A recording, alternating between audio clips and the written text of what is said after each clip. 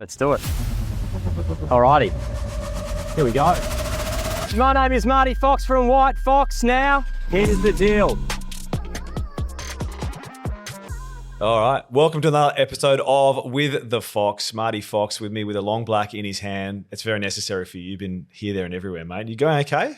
I am, yeah, believe it or not. You look good. I feel You've got a good colour. Good colour? You've been up in the Gold Coast and Brisbane the, and sunny sands of the GC. Some of the best hair in the business as well. Marty, of course, we are joined today. Now, this is our first sporting superstar that we've had on. We've had people from all walks of life, but he's got a very interesting story behind him. 319 games of AFL footy, 4 premierships, plenty of accolades in the sporting world. But since leaving the sporting world as well, he's sort of entered into our world, real estate and conveyancing and whatnot. Jordan Lewis, great to have you with us. Thank you for having me. I echo those thoughts on the shine and the youthfulness. Coming with a few compliments. Mate, thanks for having me. Yeah, no, great to have you. And I mean, there's lots to get through, but you know, so Jordan's a Warrnambool boy. Let's start with that. So far west Victoria. Yep. Grew up there, country boy. Some good boys from there. Jonathan Brown, another one. Who else came from Warrnambool? A few around that. Leon Cameron. So Warrnambool, I think back in the 70s and 80s, maybe even early 90s, it was the old system where before the draft it was zoned. So Warrnambool was zoned to Geelong. Yeah. And where my father grew up, which was Penshurst in between Warrnambool and Hamilton, it was zoned Collingwood. So I was a Collingwood supporter. And I mean, it was really cricket and football, basketball sort of all year round, but the winter and summer sports were really cricket and football. We were lucky enough, I think as you get older, you realise the beauty of the town that you grow up in. And, you know, we were on the beach, you were close to Port Fairy, which a lot of Melbourne people know, and some have holiday houses there.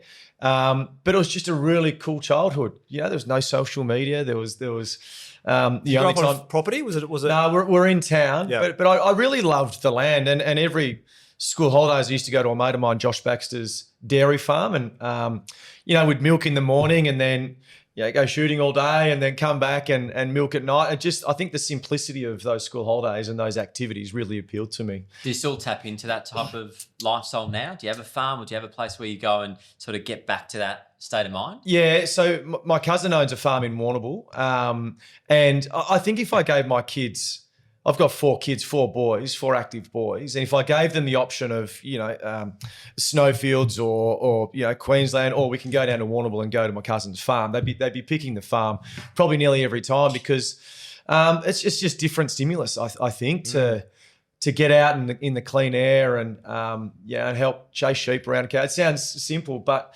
you know, these kids who grow up the inner city life probably don't recognise or appreciate as much as they should.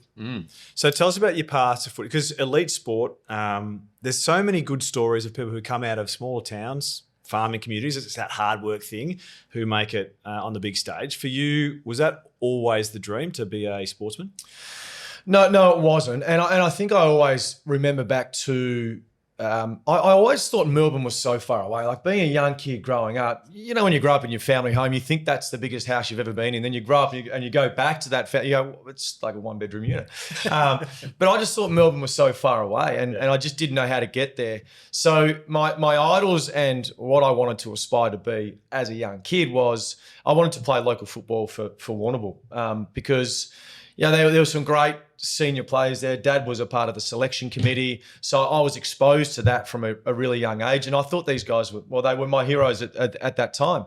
So that's what I wanted to do. And how old were you when? So I reckon my first game of football, it was I was 8 years of age. I stayed at my cousin's house, same cousin that's got a farm, Darcy, and they needed a play to fill in the next day. So we called mum up and said, is it possible to? She said, absolutely no way. This was an 8-year-old kid playing under 14s. So you can imagine, absolutely no way. So Darcy, my cousin, gets off the phone and said, mum said it's okay if you can play. So I said, we're in. So my first experience of AFL, I was absolutely packing myself.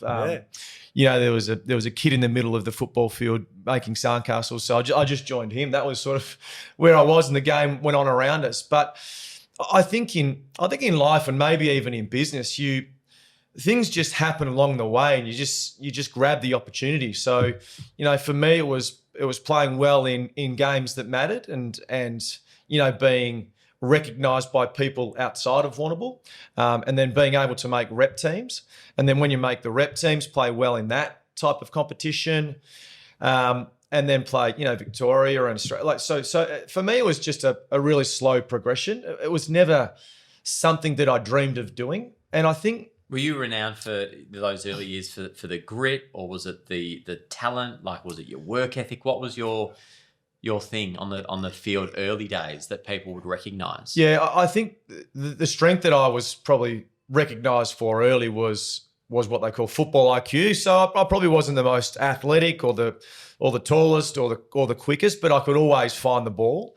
And then I think it was probably my under 16 level, where being from Warrnambool and playing for Geelong was a real show of commitment, because we had to, on every Wednesday night, we'd leave school at 2:30 and we'd jump on a bus, which my dad would quite often drive, and we'd pick up at Terang, Colac, camp down Colac, and then arrive at Geelong and train, and then go back to Warrnambool. We'd be back in Warrnambool 11 o'clock at night, and then we'd do that on a Friday night. So 2 times a week, all year round, just to commit yourself to that. And then that happened from 2002 until 2004 when I was drafted. So every Wednesday night, every Friday, we were on the highway driving up and back. So and whilst others were at the pub on a Friday on the piss, yeah, you were working on a bus, and Well, he's you a were kid. dedicated. He's a kid at this point. So You're a kid. yeah, no, so I was just, well, No, maybe they were at the pub. Sorry.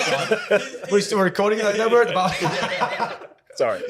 There would have been 15, 16-year-olds on the piss for sure. But not at the pub. Probably not. Mate, Jonathan Brown was probably 15, 16 at the local TAB. True. Yeah, True.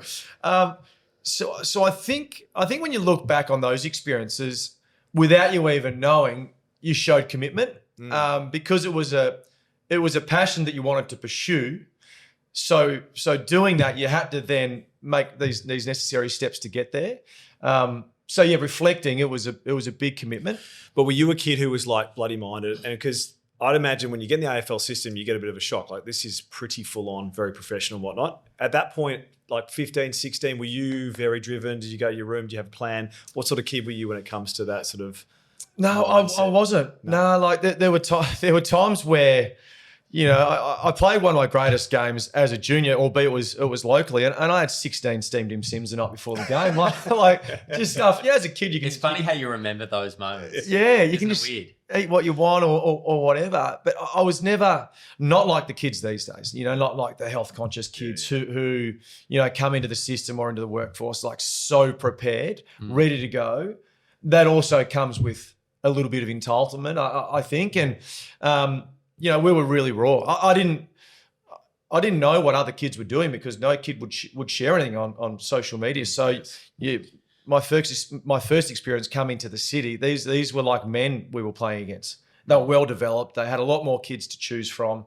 So you probably go back to Warrnambool going, shit, I'm well off it. Sitting on that bus, did you think that you would be a 4-time premiership player, 300 gamer? Like, did these thoughts ever cross your mind of what you wanted to do? Did you put it in the universe, or did it just all happen? No, it just happened. And I speak to people, and there's a lot of players out there that set goals. But I think when I look back, the one strength that I think I've got is when I'm in the moment, like whether I've got a goal to achieve something. When I'm in the moment, I am 100% in.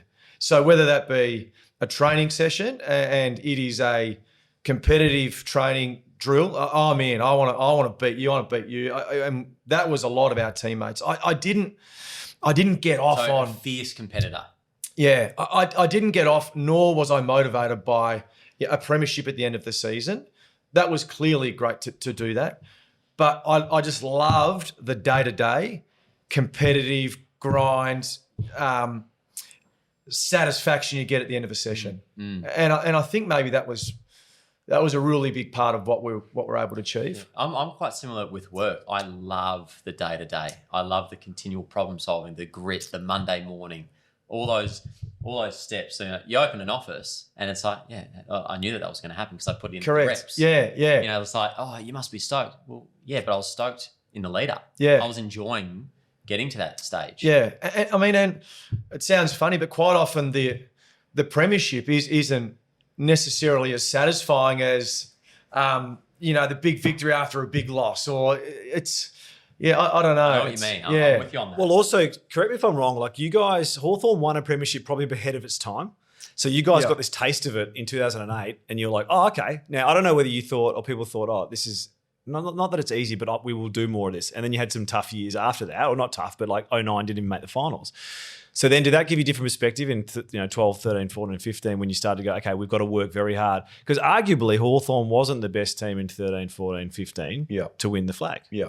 So it was a different perspective. 08, ahead of the time, young team. Yeah. Yeah, I think what that taught us was, so 08 we win, 09, which has been spoken about before, we were relatively unprofessional in the off season. So this wasn't a round one, round two. It was the stuff that you can control in preparation to be able to perform. So I think 2009 really taught us that, and to the point where we would argue over the most tedious little things that we thought were important, but a lot of people didn't think were important. What socks you wore, what t-shirt you wore, don't train with the top off because that gives sponsors exposure. So all the little things I think that would piss a lot of people off mattered to us. I still see sides that make the grand final, win the premiership up on stage with their glasses on. Like that was just a no-no for us because you just weren't engaging. You weren't. It was the perception that we wanted to create, and I think the motivation. Going back to that question, it wasn't the motivation to win. It was a motivation not to see someone else win, and I think that was the hardest thing in those years because you win in 08, you see other teams playing finals in 09, you sit back and you watch and that burns. And then to be so close, 10, 11 and 12, that was the motivation, to not see anybody else lift that cup up. Not necessarily the satisfaction you get by lifting it up, but I didn't want to see Collingwood or Geelong or Carl. I didn't want to see them up there. I wanted it to be us. So which team do you despise the most? Port Adelaide were always fun. Yeah. Once again, I still remember like when I first came in 2005, we were no good. Like we were no good. And Stewie Jew's a good friend of mine now, but we used to go to not Adelaide Oval, but the old, I think it was called Amy Park. And that was, you'd come off and traditionally you would walk the boundary line to cool down and then go sit on the bench. I mean, I only walked the boundary line once, and that was an absolute no-no. I mean, there was saliva, there was spit, there was obscenities as an 18-year-old kid you hadn't heard before. So that was always an experience. I think once again, looking back, I loved playing Sydney. I loved playing Geelong. They Collingwood to a certain extent, St Kilda to a certain extent, because that's where you measured yourself. Anyone could beat Geelong. Anyone could beat Giants who just came into the system, whoever it might have been. But we really love those battles because that gives you a clear sight on where you are as a team. Going back to the other question about because you want to know about the vision. So you tell us about being drafted. Go through that whole process of going to the draft, because that's the point where it's like, okay, this is serious. They're looking at me. I've got to do the right things. And if you can remember, what was your scouting report? What did they say about you? Well, I was probably overweight. And who do you want to play for? Yeah, I was probably overweight. So hey, you look bloody good now. Back in those days, are you still training hard? Yeah. Training hard. I've started basketball again. I've started AFL 9s again, and I think I've really missed that team aspect of going to a game, win, lose or draw, just dissecting it after the game. Were you up in Byron for the tournament? No, I haven't got a leave pass for that. But the team that I used to play for went up there. They came second in their division. The Ballers. Big shout out to the Ballers. It is just a piss up. Yeah. It's just a piss up. I play in that team occasionally. So. Oh, do you play there as well? Yeah. Well, I had a guy here yesterday that was on crutches from it. Oh, that's right. Yeah. Not from the Ballers? No. One of the guys who's Achilles. KJ tore it. Yeah. So I do miss the sporting element and the team aspect. So I love doing that. But I like to. I've played sports that I didn't play as a kid, like tennis and stuff like that. So that's always good fun. But back when I was drafted, it was the top 20 prospects get invited to Marvel. And, I sort of sat back and thought, I just want to be around my friends. So I declined the offer to go up to the draft, and we sat around home and listened to it on the internet and dial up. Yeah, dial up. Yeah. Remember those sounds? They give you shakes now. But so I had an interview the night before the draft with Port Adelaide. So that was where I was going at pick 11, and I'd had one interview with Hawthorn. No other interviews with any other club. So Gary Buckenara came down to Warrnambool, interviewed me, and it was a very sort of easy interview. There was no in-depth questions, the ones that you see come across the desk now. But I was Port Adelaide. I was waiting around with all my friends for pick 11 Port Adelaide. They'd assured me that was where I was going. And Hawthorn just pulled off one of the great... Yeah, you wouldn't know this. This draft's famous for what Hawthorn did. Yeah, and to be honest, I get lumped into because I was a part of it as well. But Yeah. but the story goes that Brett Delidio was always going number one. He was the clear number one. Number two was Hawthorn, which they thought would go Lance Franklin. But if Lance Franklin had have been selected at number two, well, then Ruffy was gone at number four because Richmond had number four. So Hawthorn hedged their bets and they said, we'll pick Ruffy at two, hoping that Lance will get through to 5. And it happened. So Ruffy at 2, Buddy at 5, and then myself came at 7 because they needed sort of a Richmond chose a guy midfielder. called Richard Tambling. No offense to this guy. He had not the best career. They could have had Lance Franklin, who's one of the greatest players of all time. And Hawthorn pulled the wool over. It was amazing. Yeah. So it was a terrific ploy by Hawthorn them. have all three of you. Yeah, it's Yeah. set up a dynasty, put it that way. But I think the other thing also is, so Bud from WA, Ruffy from Leongatha, myself from Warrnambool. So we were all kids outside of Melbourne that got drafted together. And it was probably a real reason why mainly Bud stayed in town because we were really close friends. And we just got along like a house on fire. I was 18, they were 17. So I'd be driving them around all the time. And Well, if I can jump in here, I had a mate from school playing at Hawthorn at the time. He'd been drafted in 2000. So he would occasionally bring out some of these boys with us, and I can't say what went on, but like just young fellas having a good So time. you two bananas have had some big nights. It's just been, but we had a curfew. Bud in particular had a curfew. So once again, we're drafted 18-year-old kids. We just got our first paycheck, but we got to be home by 12. Yeah. But, I mean, it was before Bud got super popular. Yeah. We could sort of go out and Get away with fly it. under the radar a little bit. And Before social media, it was also before camera phones and all that sort of stuff. It was a better time. it was great times. Yeah. Things changed. Isn't it crazy that kids will never have that again? They'll never have Sad. the ability to fly under the radar. Yeah. Ever. Mm. I mean, that's a huge part of life. Yeah. Like I remember the times as well. Yeah. The stuff that Of course. that we did. Like, there's some of the best memories that are locked in here that you have to explain to I people, know. not show people. Yeah. That's Well, here's a question for you, because I remember talking to like even guys like Pat Cash, these old tenants, like the old sort of Rat Pack, and they're at Dermot Burton. They're like, if cameras existed back then, a lot of the characters we know now would have gotten a lot of trouble. Will you talk? What are the clubs? Because at the time, there's no that. But did the club talk to you about what your behaviour was like, and what was there a bit of that? Because now they have to be taught what not to do. Don't do this. Don't put this on social media. Like, what were you told? it's annoying. A lot of it's living. It's like, don't live. Yeah, well, It's exactly. like, come on. Yeah. So it was interesting. Absolutely. Like I think part of being a professional sportsman or someone that is in the public eye, and you have to be aware of the way that you act and the way that you carry yourself, and you guys would know that as well. So you would get told not to go to certain places, and that's probably why they brought in. Before I got to Hawthorn, they loved the off-field stuff more so than the on-field stuff. So that was probably why the curfew came in.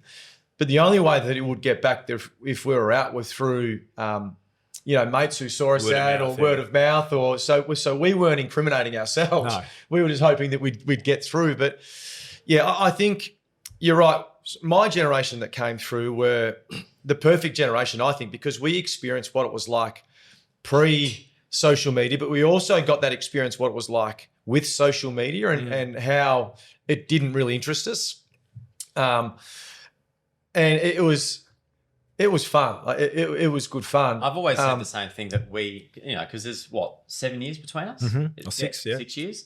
We're the last generation that, the keyboard came in, and, I remember still grabbing an Encyclopedia Britannica at school and seeing it evolve. A CD-ROM. Yeah. We're the last. Or the Melways. We're the last of the old school. That's it. Yeah. Well, you straddled that because you started at a time where there was still a few guys at the club who had been there from the late 90s. right? Oh, Spider Everett. Spider Everett, yeah, Croft, and these guys. So you got a view of the guys who've been there in the old days. Yeah. And then you saw the guys come through because later in your career you were playing with guys who were just out of school. Yeah. That I mean, the must greatest conversations. You've seen the full spectrum. Yeah, the greatest conversations, which looking back now taught you so much was on the Monday in the spa or the ice baths, and you would have to articulate what you did on the weekend. Like whereas the kids come to the Monday sessions now, you know what they've done. You can if you follow them, if it's either TikTok, games, mate. Snapchat, They've whatever. played games, It's like, we know what you've done on the weekend. There's no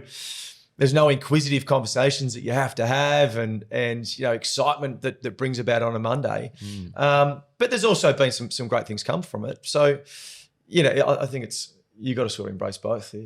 So what's something that people the everyday public don't understand about professional sports? What goes on inside a club? Because even my conversation with mates who played there, I was always a bit like, wow, I didn't realise that you guys did that. Or what do you think it is? What sums it up for people who don't understand what it's like, the life? I think a lot of it, 90% of it is unglamorous, and I think that's the thing that people, when they come into the system or get exposed to what we do, it's unglamorous. And probably the second thing to that is and I haven't been involved in Clubland for 4 or 5 years now, but it was the honest way in which people spoke and how players and staff weren't offended. And I think that's a really big challenge for people that come out of the game, is to try and provide feedback to people and do it in a way where it's not as direct or it's not as upfront. And that's probably the two things that I think that people... That's how it should be. That's certainly how we are. We're direct, we're upfront. I see, the way that we run here, it is like a sporting club. Everything's got to be in sync and moving and progressing. He's very good at hitting you between the eyes. I reckon this is a professional. He's good at hitting you between the eyes and moving on, which I reckon happens in footy, right? You can tell your teammate that was a terrible act, whatever, but then he's not going to hate you for it. No. Whereas I think there's an offence for some people. There's beauty in the follow-up. I think we would always talk about the follow-up and be able to be direct. And then it was the follow-up, whether it be an hour later, whatever it might be, to really make sure that things were okay. My two things have always been, fortune is in the follow-up, and you've got to inspect what you expect. Yep. If you're expecting someone to do that, well, you as the person that's requested it, you've got to also follow up and make sure that it's been done. You've got to inspect what you're expecting. Otherwise, it falls back on you as well. Yeah. Until people are in flow, and that can sort of come back. Yeah. Well, correct me if I'm wrong. If someone makes a mistake in your system, you can get hurt, for example. Yeah. Right, because you've got blocking, you've got tactics that if someone makes the wrong mistake, there's actually a risk of losing the game, but also potential injury. Yeah, yeah. And I think that was a big part of why I think we were successful, is because we had this saying, you need to be reliable, not remarkable. And that was really what we were trying to get through, is the consistency of performance, but also the consistency of behaviours made it predictable to everybody else.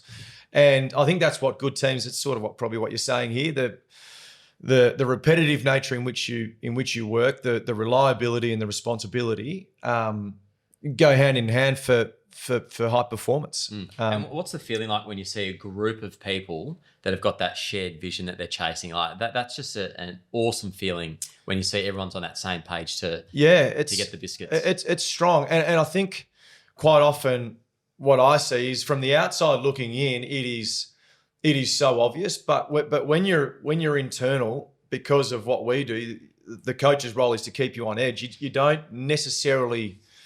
I mean, you've got absolute trust in everybody.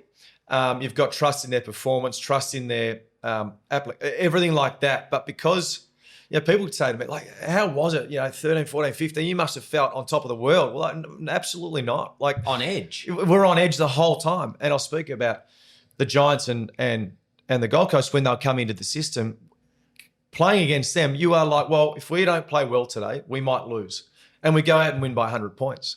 So, but that was just that repetitive week to week. What makes a great coach from your perspective? I think the ability to, one, keep everybody together. We live in a world, in the AFL world, where there's a salary cap. So there's only a certain amount of money that you can spend.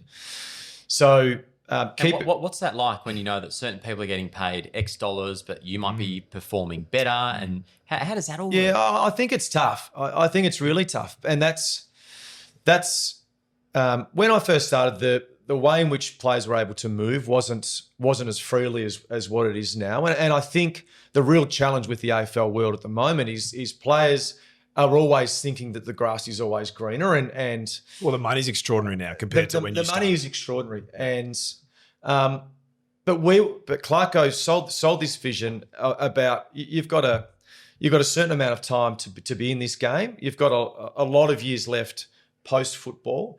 If you can somehow sacrifice a little bit now, usually that meant money or the position, whatever it might have been, to then hopefully be successful, leverage that for however long post-football. Hopefully you would recoup some of that financial sacrifices that you made along the way. And I think...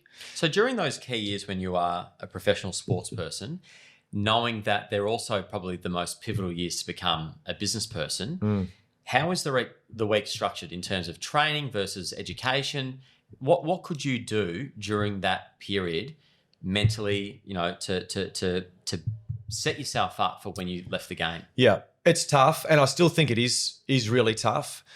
So typically a week would be Monday, Tuesday, Wednesday, you would be at the club, and you might have a 2-hour training session in the morning. Then you've got 2 hours off, and then the afternoon program starts. What do you do for those 2 hours? Just sit So around? so you either have lunch, let's go get a coffee downstairs, because we were based at Waverley, so you couldn't really go anywhere. So it's literally like checking into uni. Yeah. You've got your different periods and lectures. Correct. To a degree. Yeah. So really the only day that guys could generally put a full day aside, with study would be a Thursday. Okay. So anyone that had anything outside of the game, whether it be TAFE, university, work placement, was done on a Thursday. And that would be a consistent day off to allow them to plan. And then we would always just have gaps in the program. So if guys wanted to catch up on study or whatever it might be, that was a time where they did that. To give you an example, so when I first got to the club, the massage timetable was dictated to by whoever was the most experienced or whoever played the most games. Wasn't that same with showers as well? Like anything, like if you wanted a massage, games played. And Trent cried bull. like this little guy had to make way. By the time I'd finished, it was like, who's doing university? Well, you get the first crack at the time slot. So whoever's doing a TAFE course, you get the second crack. And if you found yourself at the bottom doing nothing, well, you can have the 4:35, 5 o'clock massage and be home late. So it was dictated to, really promoted that the outside work in preparation to leave the game is really important. But it's still challenging. I still think if you come out of the game with 10 years experience in the AFL, a degree, an MBA, so you cannot do any more study, you still miss that real life work experience, which I find is really tough for some people to come up against someone who's had that 10 years, who has the degree, who's had the MBA and has those relationships outside of the game. So that will always be a challenge. Always. They're crucial years. Think about it. You would have played with hundreds of players over the years at your Hawthorn and Melbourne, right? 300 games. And a lot of them would have gone into obscurity, right? And they were someone, people knew their name, they watched them on TV, and then they come out and it's like that period of being lost. Yeah. And you've managed to get into the media. The media jobs are few and far between, let's be honest. Yeah. And you've got other things outside that, I should say. But like that's probably the biggest thing for sportsmen, having an idea. I remember talking to Dennis Armfield about this. That like you're someone for a long time, you go to events, people are like, well done, mate, talking to you.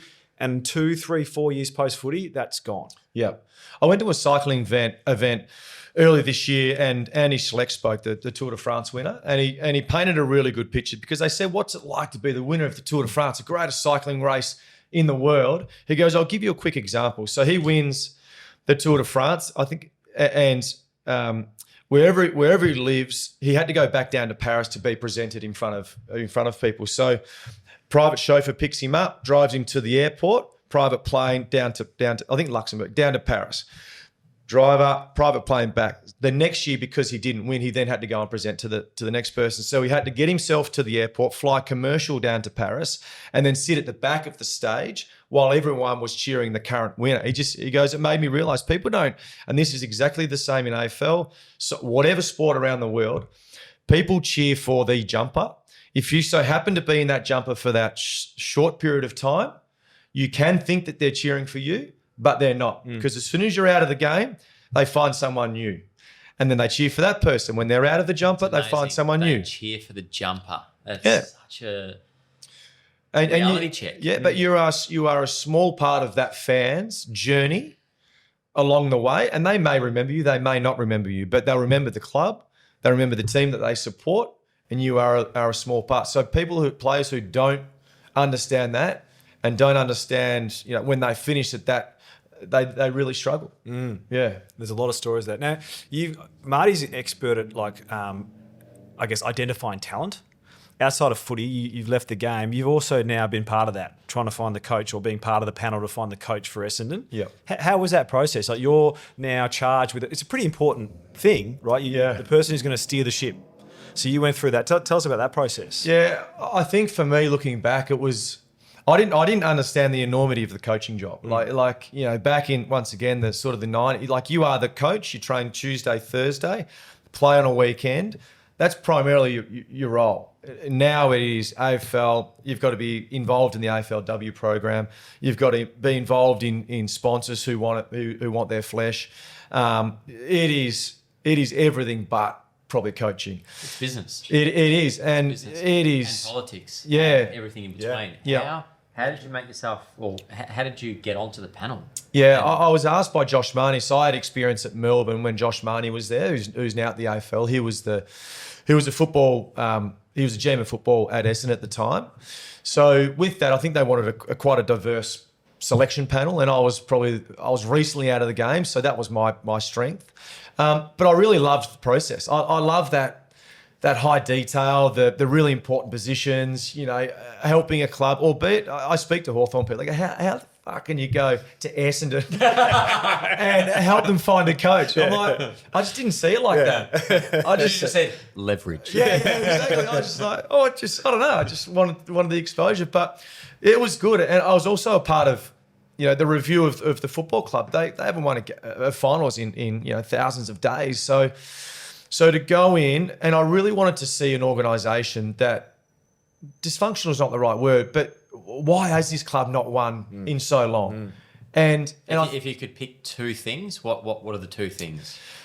I think one of the things that I realised is there were certain people doing multiple jobs, and any organisation, if you have someone that's part-time here, part-time there, part-time there is no way in which you can operate 100% in terms of that position that you're in. Well, that's a great observation, because it's so relevant to life in general. With your partner or with your business, you've got to know what you got to know what your role is. Got to know what your role is. Yeah. And it's okay to not do certain things. Yeah. And delegate. No point being a jack of all trades. Delegate. 100%. Yeah. And the other thing is invest in development. I don't know what you guys do, but they had no real investment in development. So you've got this 3 to 4 year period where you've got these young kids come in who are highly talented. If you are not investing in developing these kids, well, then they just can't make the grade. And what do you think the best form of development structure is? So over that 4 years, what do these kids need the most? They need expertise. So in which areas? We were talking yesterday. I was with a few guys yesterday, and the way that AFL clubs are set up is you've got a coach, assistant coaches, and most clubs have got a ruck coach, right? But no clubs have got a centre half forward coach or a full back coach. So what's more important, a centre half forward or a ruck? Like, I would argue centre half forward every single day, but yet they don't invest in those in those positions. So they've been really specific in terms of the roles. And was Essendon just were they generalists? Well, I think this was probably an impact of COVID as well. The soft cap got a hit, and they just tried to, people were doing multiple things, and there wasn't really investment in. But I also think, with Essendon specific, maybe that the outside influence had a really big say in the way that the program was determined and the way that the club made commercial decisions. And I don't think that was necessarily in favour of the players. But you've also, and I remember talking to you about this, you were part of a very successful organisation for many years at Hawthorn. This is a club that demands success, has had success, has won a lot of flags, particularly recently. You went to Melbourne, who was a club, I guess you'd argue, on the rise, was looking for a premiership. So you'd had experience in two different environments, and now you're at Essendon and you're seeing all this. You've got a fair scope, right, of what works, I'd imagine. Yeah. Like Hawthorn had a pretty good system. What I'd love to know is what were you doing at Hawthorn that other clubs then emulated? What were some of those things during those years of just domination? What did other clubs copy? Yeah. Probably the way that we played. It was a real... So I think the biggest change, or one of the biggest changes that have happened in the game in the last 20 years, was zones. It used to be a lot of one-on-one football. And Alistair Clarkson went over to Europe and studied soccer a lot, and the way that you defend and the way that you defend grass and try and hem them into one side. And that was probably the biggest change in the game. And you guys were the front runner of that style. Yeah. So we would... Could you feel it on the pitch? Could you see that your game plan was coming and people, they were like freaking out? Yeah. Well, especially if you do it in season. Sides are so focused on the next week, they've got no time to really dissect and stop banging. No. But what we would do to try and get a picture of the game, which, I mean, we would send coaches to the games. They'd have a little camcorder and you'd sit behind the goal. So typically the only vision you would get of a game is side on. So it'd go, that. There wasn't a camera down the field so you could see everything. So we would have assistant coaches go to the games with a little handheld camera and film the games from behind the goals. For preparation for your For next preparation week. in trying to zone and to guard space and to defend in a different way. So it was frowned upon at the time. But they're at the forefront of filming. So when you would then watch that footage, would that be your key playmakers? And then you guys would then be, explaining to the rest? Or would you all sit in a room and watch together? Like, how did they pass on the messaging and the strategy? Like, for instance, running a business, you're pulling in, for us, your sales Leaders, directors that are running the offices. Yep. They're getting the message from HQ. Yep. And then you're putting into these offices to then get out into the consumer. Yeah. How did it work in footy? Exactly that. And I think people speak about leadership groups in football and what makes strong cultures. I think the robust conversations in leadership groups is absolutely necessary. But once that door opens and you leave the room, you cannot undermine whatever the coaches wanted to do. So that was a really big change. So they would come to us and say, hey, we've got this idea. It's radical. We are not sure that it will work. If it doesn't work, we're happy to put our hands up and say, hey, it didn't work, but let's give it a go. Was there We pushback? need you on board. And what I love is that for the players, and like with agents, it's best coming from the other players Yeah. as opposed Yeah. As long as they've bought, management. as long as they've Because bought in, right? The buy-in's not there. Yeah. You need that intermediary Yeah. to pass on the message who's in the trenches. Yeah. So that was our role as a leadership group. Yeah. One for the coaches to sell it to us in a way that this is our competitive advantage. Yeah. And two, for us to understand it and think that the implementation will be worth it. But then once we're in, we're in. There was no going back. Just quickly. I heard the other day someone talking about when Terry Wallace brought in the flood this is before this, so this is probably 10, 15 years earlier, the players were against it. And it ended up working very, very well for them. When that all rushed back. Yeah. It had never been done. Shit Well, to you're a watch. doggies man. You're a doggy shit man. to shocking to watch. It's shocking to watch, but it changed it. And you're like, It changed the game. Yeah. But that changed the game. Then you've done it. So just quickly back to that. Was there pushback from players for what Clarko was trying to do? Or were you all like, all right, let's do it? What was the? No, there was. Yeah, absolutely. Because we'd had, once again, you speak about the generations. You come from a generation where if it was mainly defenders and forwards, because midfielders didn't necessarily change too much, but the forwards were required to not only camp inside the forward 50, but they were required to push up to halfway. As they're like what do you mean? I'm getting further away from what I'm getting paid to do. Yeah. But also their fitness would have had to change as well. Yeah. I mean, they would have been going from doing maybe 8K a game up to. Well, look at the full 15K. forwards of the past. Tony Lockett, Jason Dutt. These guys don't exist they're- anymore. they're They don't exist. Yeah. Like So fringes. correct. Yeah, but try and defend them if they were in the goal square. Yeah. So that was the biggest change. The other biggest change was from a defensive point of view was to zone. So be in that position where you're uneasy because you can't touch and feel your direct opponent. And for a defender, that was. I remember Brian Lake coming to to Hawthorn in end of 12, so 13. So we'd been Great doggy. another great doggy. We'd been training this for 4 or 5 years, so it was ingrained. But he still couldn't get why he would leave his direct opponent to help someone else, or why he would leave his direct opponent and trust that someone else was going to come around and defend for him. It was really hard for him because it was foreign. But it was a 3 to 4 to 5 year process to get us there. But it's also what held you. Do you think? They won a flag that year. Huge reason. No doubt. No doubt. So I think that's the challenge of coaches in our industry now is what's next. You know, what can give you the competitive advantage? Because I watch a lot of football and it's a lot of same. So you're really relying on talent and decision making, and that can get you so far. But how can you be progressive? What can you see, and where the game will go in the next 5 to 10 years? And I think, you know, this is not Hawthorn, but I think Sam Mitchell, who coaches Hawthorn Football Club, I think that's where he's going. I really think he's coaching for the now, but he knows and understands where the AFL want the game to get to. Where do they want the game to get to? They want it quicker. They want it more attractive. They want more scoring. They don't want flooding. They don't want zoning. They don't want everyone pushing up the field. They want the ground stretch. So there's probably things that'll come into our game. Do you think the game's in a great place at the moment? There's certain elements that I love. Absolutely. I don't. We speak about the forwards. I don't. If I was coach and I was coach tomorrow, one of the first things that I would do would pull your forwards back. Would you ever coach? No, I wouldn't say never. Yeah. But I just think where my life is at right now, when the young kids, it's a big commitment. And tell us about that. So you got 4 boys. Yeah, it's That's hectic. it's hectic. So Twins as well. So Freddie's No, one. Yeah. So Freddie's 9. Is Freddie your eldest? Freddie's my eldest. Freddie's my eldest. Yeah. And then twins are 7. So Ollie and Hugh are 7. Then Bobby's 3 next month.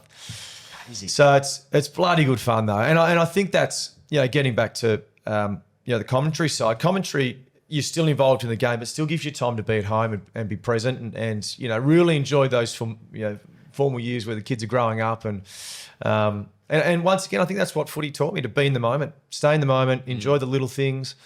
And it's busy though, it's chaotic. Are you glad you played at a time where you were a father? Because whoever I was listening to, I can't remember who it was saying they wish. It was Clough actually. Yeah, was saying because he had his son late in his career. Freddie got to. I know you had him up on stage. Was it 08? Yeah, or was it 13? 15, yeah. Oh, 15. Yeah. What about that? Well, so we play in Perth on the Friday night. This is prelim final. We're in the prelim final. My wife's 38, 39 weeks pregnant. And she goes into labour on the Saturday, and we end up having him on the Sunday. So this is 6 days before the grand final.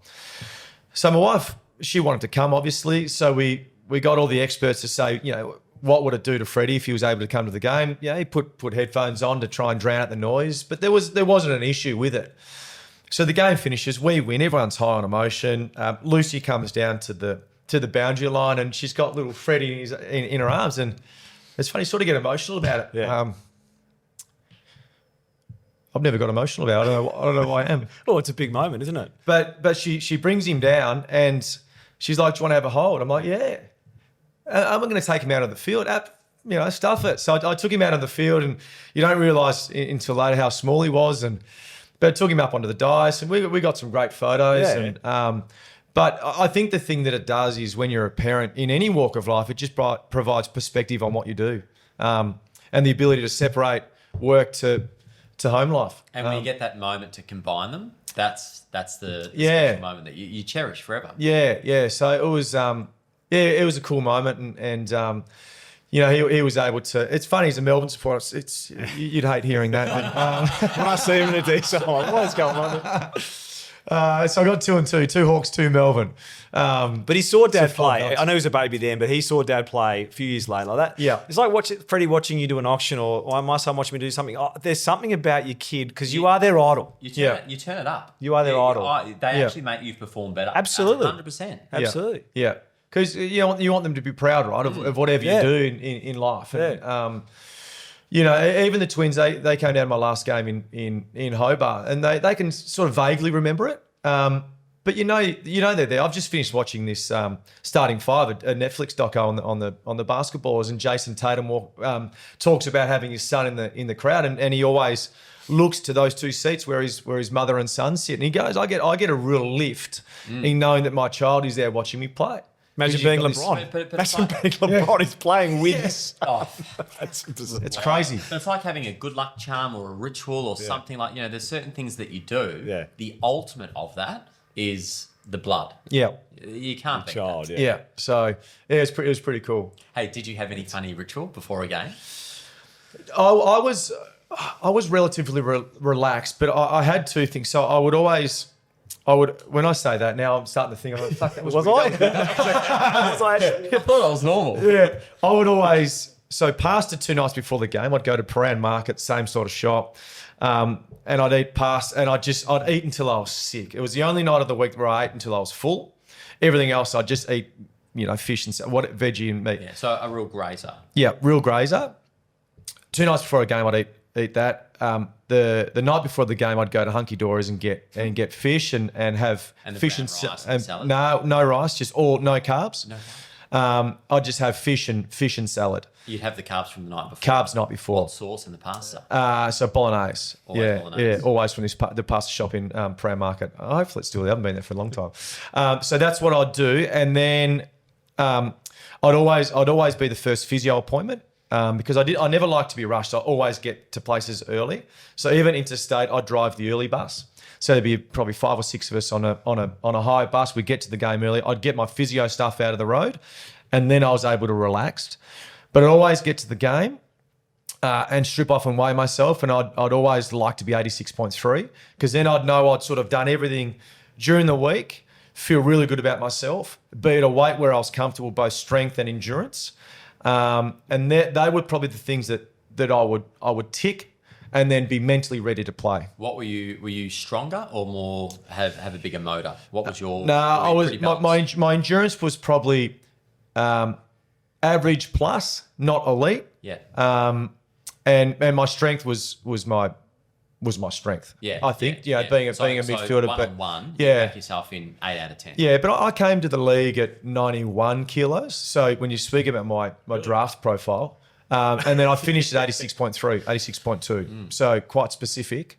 What are you now? You can't be much more than that now. No, I'm about 88 and a half. Yeah. Yeah. Pretty good. But I've lost a lot of muscle and just put on the fat. It's That's relaxed. okay. It's okay. Yeah, it's okay. You've got some teammates who probably put a bit more on the fat, mate. Don't worry, they've been on the good diet. Yeah. But they were my things. But I never used it as an excuse. Like if I didn't weigh in at 86.3, like that was what I wanted to be. But if I didn't, that's okay. You can't sort of let that determine your performance. Yeah. Can we touch on a little bit of life after footy? Because you've got a couple of things that keep you busy. You're obviously part of a vineyard. You've got a love of wine. Where'd that come from, out of curiosity? Well, it's funny. I mean, it's a wedding anniversary. I'd never been to Europe. I'd been to America and Bali and Thailand, stuff like that. But I'd never been to Europe. So we get married. My wife was like, "You need to experience Europe." So we went to Europe, and I just fell in love with it. I loved Which part? How can you not? everything. Just like the people, the food, the way that people dress, the history, the lifestyle, everything. I'd never seen it before. And I remember going to a vineyard in between Florence and Siena, and it was this Antinori vineyard recently opened, and it was just stunning. I've got a little bit of OCD, but it was clean. The hoses were wrapped up. The barrels were in a straight line. It was the music in the background overlooking. I'm like, where is this been? So this is Tuscany. This is Tuscany. Yeah, and I was like, where has this been? Like this is not Warrnambool. This is me. It's not Warrnambool. Yeah. So I came back, and being an inquisitive person, I just wanted to learn more about it. Yeah. I didn't really like wine. I hated it, but I just wanted to learn more about it. And the first person that I read up about has since become a really good friend of mine who I've done the wine with, Franco Dana. And there was a comment like, if you can find this wine, buy as much as you can. Well, that's a challenge, right? I couldn't find anything. So I texted him on Twitter. This is the value of social media. Is it possible I can get half a dozen of this one? Yeah, absolutely. Come down to the shop tomorrow. I'll give you a dozen. I'm like, fuck, that was easy.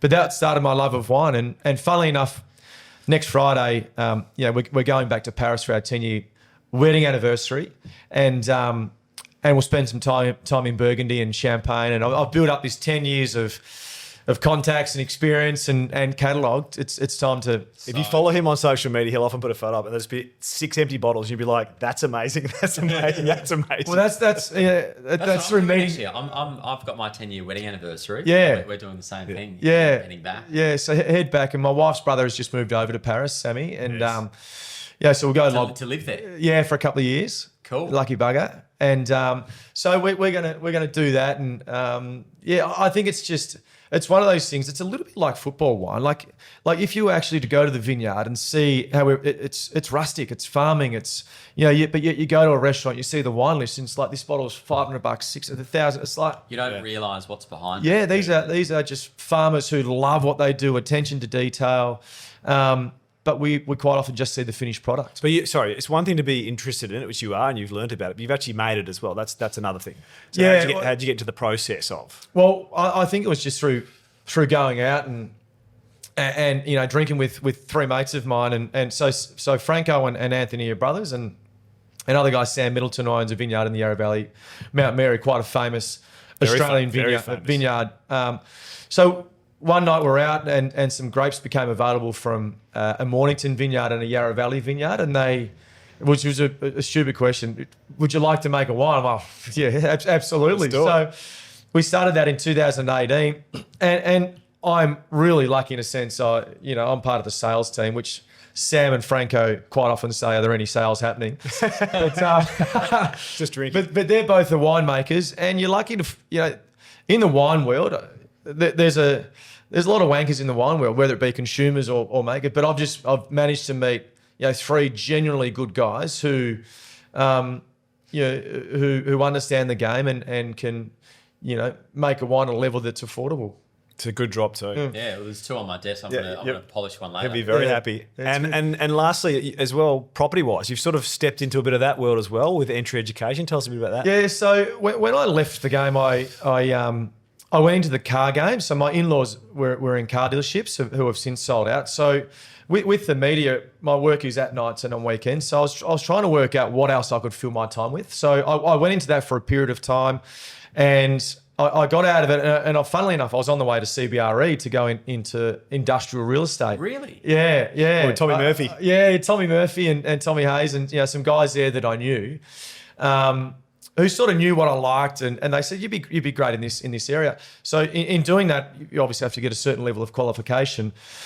So they sent me a link to a company, and it was entry education. So I signed up, and literally 5 minutes later, I get a text from a mate who Ed Vandergrind. He's like, "You going in real estate?" I'm like, "Yeah, I've just literally signed up." He goes, "Oh, that company that you've signed up with Is his best mate? is his best mate." I'm like, How funny is that? I'm like that is. So fast forward 3 or 4 weeks, I've left the CBRE pipeline, and they've convinced me to come into the business to sort of head up more the conveyancing side, but to be across both businesses, and they've done a remarkable job. I mean, you know those guys, and it's like any guys who start a business, they would always say, if we knew what we knew now, we wouldn't have known we would have done it back then. But they've got a business that's really successful, and it's a credit to them. It's but yeah, they enjoy themselves, but it's a business that I've enjoyed being involved with. So helping people find conveyances for real estate transactions. Yeah, so we've got the education side. So many of our agents get their licensing. Correct. Yeah. Their auction. Like right now, we're getting our I had to. license. What I went through, I wouldn't. If I'd known Jordan was doing it, I wouldn't have gone through what I went through. Yeah, painfully. yours was an absolute schlep. Schmozzle. Yeah, right. Yeah. Absolutely. So Cert 4 and diploma, we do. Yeah. And then separate to that is conveyancing business. So we have conveyancers and solicitors. Yeah. So we're all in the same building, which is quite good. But we just thought, the guys thought initially, we're doing so much training and licensing, we would always get asked the question, do you know a conveyancer? So I thought, well, why not we sort of diversify a little bit, put together a team that we are comfortable to go to market with, and not just fill it with conveyancers, put some solicitors in there as well so we can cover all bases and sort of leverage the education business to a certain degree. Because you've got the pool of people that will eventually bring the network. It makes perfect sense. That was the thinking. Like we're doing sort of 800 to 900 students a month Australia wide. So if you can capture some of that, that's just sort of a smart way of thinking. Yeah. It's a busy life. It's a good life. You happy? You look back now. You're not even halfway through. You're not even halfway through your life. You must look back and go, I've actually. It's a fraction of your life that you're in footy, isn't it? Really, you've got another 50 years ahead of you. Yeah, I think that's the challenge. What I wanted to say before. It's the challenge, right? Like you get anyone who can demonstrate that they can go into a career for 10 to 15 years, absolutely apply themselves, get to a level where they're competent and their consistency of performance is at a level that is really high, then go, okay, quit, try and start somewhere else. This is the hardest part. I think a lot of people get through life. I've always believed that it takes 4 years to learn something, then it takes 4 years to apply it to become an expert, and then the fun begins. You got sort of 2-3 years of being at that elite level in anything, whether you're a hairdresser or a footy player. Medicine, doesn't matter what it is. Yeah. But it's who can stick at something for 10 years. Yeah. A lot of people can't. And then once you've done that, I believe that no matter what field you're in, if you've got that 10 years experience, you can take all those learnings away because of what you've got internally, and you can put that into anything else. Yeah. Because you've got that ability to stick at something. Yeah. That's what people buy into people for, is that ability to be consistent. Yeah. Once you've got that, you can do anything. It's funny. I was even thinking the other day, like if you weren't a footballer, what would you do? I'd identify a company or a particular industry that I would be happy to work in, and you don't know until you're there, and just, as you said, just stick out. I know so many people at sort of high level jobs that they've been at the company and they started here and just slowly progressed, but now they're in a position of, their work-life balance is a lot better because they've had that experience in that industry. They know it, they love it. But that's what's weird. The longer you stick at it, the more relaxed you get. Yeah. Because you do become an expert and you find the little tricks of the trade and the grey patches where Absolutely. that's where all the fun is. Yep. So the hardest part is getting to that 4 or 5 year mark where you go, hey, I should have way more than what I've got right now. But those people don't realise that they're only another 3 years off unlocking everything. Absolutely. And they tap out and they jump, and then real estate's probably the biggest example because you'd know better than anyone. People drop off. What do you think the years would be? It's 2 years, 3 years? It's 4% of agents that get into it. Stick at it. Yeah. But what do you reckon the point is? Is it 2 years in? Is it 3? I guess it depends on the market a little bit. Most people can get through that first 12. Then that next 12, they see a few wins. They realise that the money's not that great. They get to 3, 4, and then they tap. Yeah. And again, they're only a cycle of clients coming back away from going, oh my God, that just landed in my lap. And if one lands in your lap, more will come. But getting into it 2022, 23, when you don't have, if Jordan leaves footy and tries to get in, that first 2 years pinch. So that's the problem, the financial pinch. An older person has a better opportunity in real estate because they've got a network. When you're getting in your early 20s, you don't have much to leverage. Yeah. So the agents that join the industry at mid-30s, mid-40s, some of the best agents have started in their 50s once their kids are adults. Got time. And they go, you know what? I don't care whether I'm great or not. This is what I want to do. I just want to talk to people. I want to negotiate. I want to market. And some of those agents that are in their mid-50s, they're making millions and millions of dollars. And this was just a bit of an idea that they had. I can name 10 of them around Australia. It's fascinating. Yeah. You got the time back, you got the contact base, you got the personal skills. They don't need the money, so they don't have commission breath. Yeah. They're just doing a great job. Yeah. It's a very cool industry. Yeah. You see all facets. Yeah. The top agents, a lot of them have similar personality traits and work ethic, but they're very different personalities. Yeah.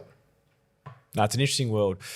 Mate, we could talk to you for a long time. We appreciate you coming in. And to put this in perspective, there's been, I don't know how many thousand people have played AFL footy. 105 have played 300 games or more. So you're part of it, yeah. And Luke Bruce, I think, was number 104 or 105, something like that. So pretty amazing club to be a part of, let's be honest. And interestingly, those guys we mentioned, Bud, 300, Ruffy didn't quite get there, did he? No, he didn't get there. But close 280. Enough, 280. Yeah. But Brewsty, so some of your teammates talk talk about 300. Percentage that have done 300 games and won the amount of 4 flags premierships, not many.